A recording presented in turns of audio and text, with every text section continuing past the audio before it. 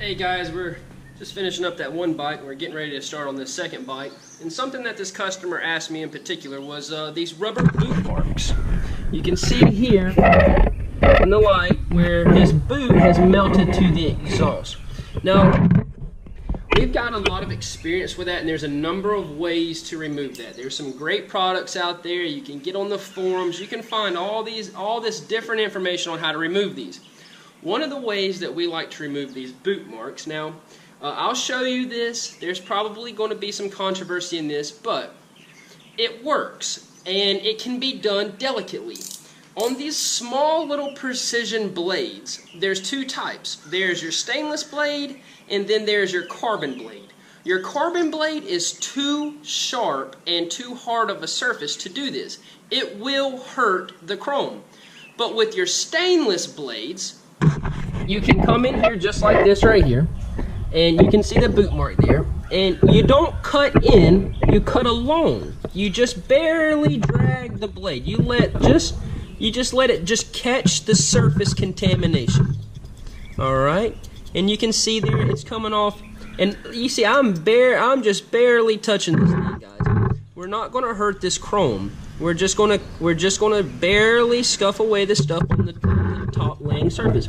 Now it's a rounded area, and rounded areas require you to flex the blade around the circular design. So that can be rather difficult.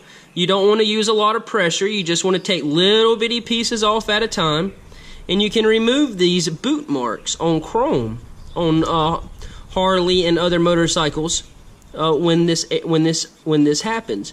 Now, you know, with that being said, this could have melted so bad that I wasn't able to save this. I've seen discoloration in pipes when it comes to this, but for the most part, all I'm doing now is just wiping away the residue on the blade. For the most part, so I can see the surface a little better.